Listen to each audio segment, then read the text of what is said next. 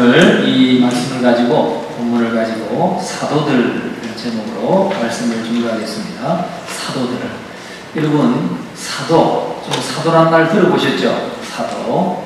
요즘에는 신사도라고 해가지고 신사도 운동이 벌써 오래전부터 많은 피트 와그너 박사를 중심으로 해가지고 주창해가지고 지금까지 근 30년 이렇게 신사도 운동을 하는 분들이 있어요. 그 사람들은 사도, 이 성경에 나오는 사도들은 아니지만 지금도 자기들이 사도다라고 말하는 거예요. 자기가 사도다라고 말하는 거죠. 그러니까 참 성경에 대한 해석이 굉장히 잘못됐다고 보여지는 겁니다. 왜냐하면은 특별히 이 사도라고 하는 것은 그리스도의 제자들 12명이 훗날 사도가 되었기 때문에 제자라는 말과 사도라는 말이 자주 혼동을 일으킵니다. 예수님의 12제자, 그 12제자 중에 유다 빼고 하여튼 사도가 되었어요. 유다 빼고, 가룟 유다 빼고 사도가 되었어요.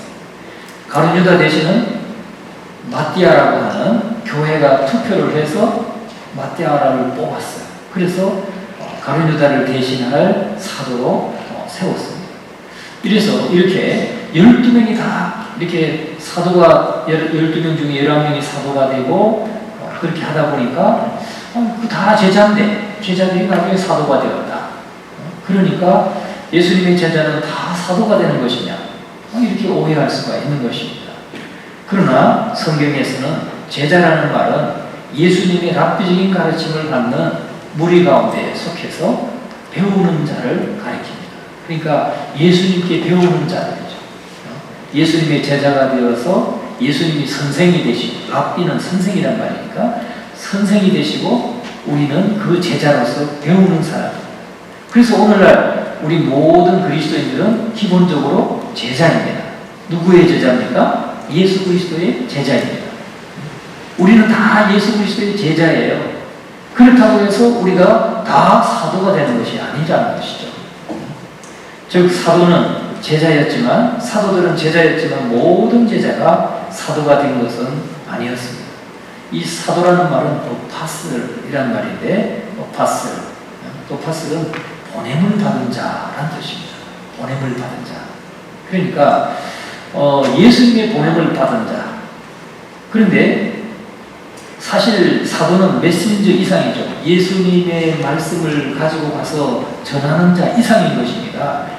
다시 말하면 자신을 보낸 사람을 대신해서 말할 권위를 위임받은 사람이니까. 말할 권위, 예수님을 대신해서 사람들에게 나가서 말씀을 전할 권위를 위임받고 있기 때문에 이 사람은 단순한 이 제자 이상이라는 거죠. 메신저 이상이라는 겁니다. 그러니까 오늘 우리들은 사실은 다 예수 그리스도의 제자들입니다. 주님을 선생님으로 해서 직접 지도를 받지는 않았지만은 이제 주님의 부름을 받고 하나님의 자녀가 되었고 예수 그리스도의 가르침, 말씀을 통해서 가르침을 받는 자들이기 때문에 우리는 다 예수님께 배우는 자입니다. 배우는 자, 즉 제자라는 거죠. 그런데 지금 신사도를 주장하는 분들은 자기가 주님으로부터 위임을 받았다라고 그렇게 주장하는 거예요. 그래서 예수님은 오늘 이 본문의 말씀을 통해서 보면은 사도 바울 같은 경우에 예수 그리스도의 종 바울은 사도로 부르심을 받아 하나님의 복음을 위하여 택정함을 입었으니 그랬어요. 그런데 사도 바울은 사실은 예수님께 직접 따라다니면서 마태나 마가와 요한처럼 따라다니면서 배웠던 사람이 아닙니다. 그렇게 가르침을 받은 사람이 아니에요. 그때는 그냥 유대교 바리새인이었어요. 그런데 예수님이 부활하시고 승천하신 후에 그 다메섹에 있는 그리스도인들을 핍박하기 위해서, 박해하기 위해서 가다가 부활하신 주님을 환상 가운데서 만나게 되고 그래서 결국은 눈이 멀고 집가에 가서 그 다소에 가서 아나니아, 다메섹의 아나니아의 집에 가서 참 며칠 동안 보지도 못하고 기도하는 중에 또 성령을 받고 눈이 뜨여지고, 아나니아가 안수에서 기도할 때 눈이 뜨여지고, 그러면서 거듭나게 돼서 주님의 부르심을 받게 되었습니다. 그래서 이방인을 위해서 준비한 사도라 하는 말씀을 듣고 주님의 보내심을 받게 되었어요. 그래서 이 사도라는 말은 무엇보다도 보냄을 받은 자. 그래서 보냄을 받고 어떤 그 주님을 대신해서 말할 권위를 가지고 가서 말씀을 전하는 자라는 거죠. 가장 신약 성경에 등장하는 가장 중요한 사도가 누구냐? 예수 그리스도입니다. 예수 그리스도가 사도예요. 첫 번째 사도. 누구의 보냄을 받았습니까? 하나님 아버지 성부로부터 보냄을 받은 자예요. 예수님께서 이 땅에 보냄을 받고 이 땅에 오셔서 사도의 사명을 감당하신 분이 예수님 자신이라는 거예요.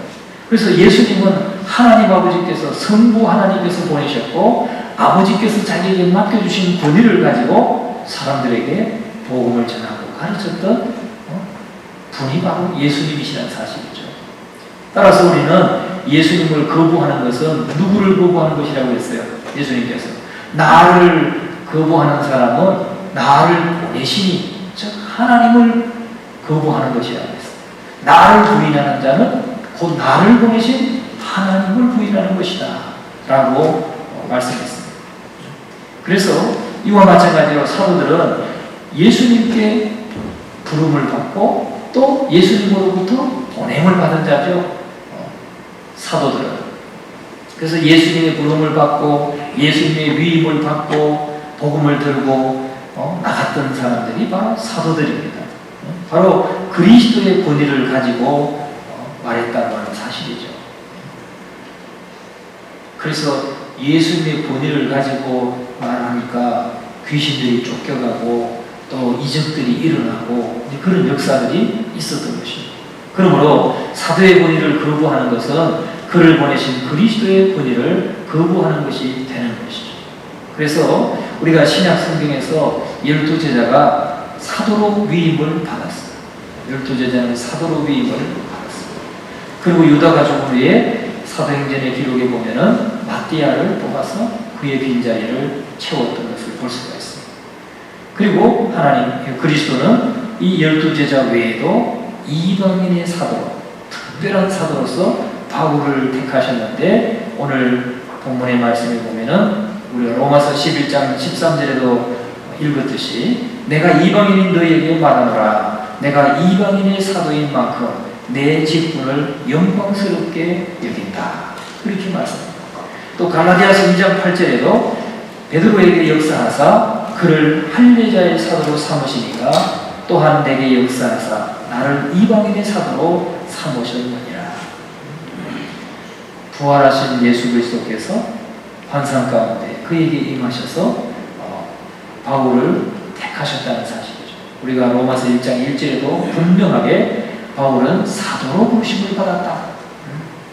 사도로 부르심을 받았다.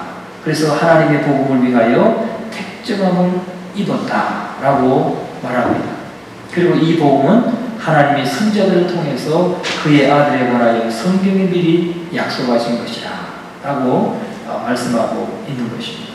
자, 그래서 사도의 조건은 다음과 같아요. 사도의 조건은 예수님의 지상사역에 함께했던 제자들, 그래서 예수님이 보내시고 위임하신 그 제자들을 사도라고 합니다. 그 외에 부활의 증인, 또 그리스도께서 직접 부르시고 위임하신 자, 직접 부르시고 위임하신 자는 바로 바울과 같은 사람이죠. 이 사람만 사도라고 합니다. 그 이후의 모든 사람은 사도가 아니에요. 사도성을 받았다라고 말할 수는 있어요. 사도성. 근데 사도권을 받았다라고 말할 수는 없는 거예요. 이게 신사도 운동을 하고 있는 분들은 잘못 판단하고 있는 거죠. 물론 자기들이 부름을 받았다고 하지만은 그냥 하나님의 어떤 뜻을 나를 보내시는 세상에 사도성을 가지고 주님의 보내심을 받고 사람들에게 복음을 전하는 사도성을 받았다라고 말할 수는 있을지 몰라도 사도권, 12제자가 받았던 그 사도권은 없다는 거죠. 그 12제자가 사도인 것입니다. 그래서 그 조직신학에 보면은 우리가 교회사를 보면 그런 그 구분을 그렇게 하거든요. 예수님의 12제자, 그 12제자가 사도가 됐죠. 그 사도 시대가 있어요. 예수님의 제자들이 주님이 이제 승천하고 나서 예수님의 제자들이 복음을 전하던 그 시대를 사도 시대라고 합니다. 그러면 그 제자들에게, 그 사도들에게 이제 말씀을 듣고 복음을 듣고 거듭나서 또 훈련을 받고 다시 또 보냄을 받는 사람들이 있죠. 보냄을 받는 사람들을 속사도라고 합니다. 속사도 시대. 그 다음에 속사도들, 그들에게 또 가르침을 받고 복음을 받고 또 세상 가운데 보내심을 받는 사람들 가운데 그들 중에 이제 교부들이 있어요. 교회의 부, 아버지, 교부들이 있어요. 오구스티나라든지 그런 분들, 또 그런 분들이 바로 교부들이에요. 클레멘트라든지 이런 분들, 이레니어스 이런 분들이 바로 폴리가 이런 분들이 교부입니다. 그러니까 그 이후는 다 계속해서 이렇게 위임을 받고, 그러니까 사도성을 가진 거죠. 사도성, 계속 부름을 받고 그 다음에 위임을 받고 또 다른 사람들에게, 충성된 사람들에게 복음을 부탁하는 이런 사도성을 가지고 있지만 사도는 아니다 하는 것입니다. 자, 그래서 바울은 예수님이 살아계실 때 제자가 아니었고, 그러나 그리스도의 부활을 본 것은 예수님의 승천하신 후에 일어났던 일입니다. 그럼에도 불구하고 그리스도에 의해서 사도의 직분으로 부름을 받았죠. 그 다음에 도상에서 주님의 책망을 듣고 바울은 사울아 사울아 어찌하여 내가 나를 핍박하느냐 하는 이 환상을 보고 결국은 주님의 부르심을 받게 되었습니다. 그래서 그의 사도권은 의문의 여지가 없는 것이죠. 하나님이 그를 통해서 보여주신 기적으로 입증되고 계시의 사도적인 대리인으로서 그 권위가 확증된 사람이 바로 바울이었다 하는 것입니다. 지금은 살아있는 사도가 없습니다. 우리 분명히 해야 돼요. 그래서 내가 사도다 그런 사람들은 뭘 모르는 사람이다, 정신이 헷갈하겠구나, 이렇게 생각하면 돼요. 그래서 성경만이 유일하게 오늘날 사도적인 권위를 가지고 있다. 성경만. 우리는 성경을 통해서 우리를 세상 가운데 보내시는 이 사도성을 우리 모두가 받았다는 거죠. 목사도 받고, 집사도 받고, 권사도 받고, 장로도 받고, 다 사도성을 받았고, 사도성. 그리고 우리는 주님의 부르심을 받았고, 또 세상에 나가서 복음을 전하고 위임을 받았고 하기 때문에 우리는 사실은 나가야 됩니다. 나가서 우리 이웃들에게 자꾸 복음을 전해야 되는 것입니다. 우리가 이 사명을 감당할 수 있는 우리 모두가 될 수 있기를 주님의 이름으로 축원합니다. 꼭 기억하세요. 우리는 사도권이 아니라 사도성을 받았다. 사도는 지금 이 세상에 존재하지 않는다.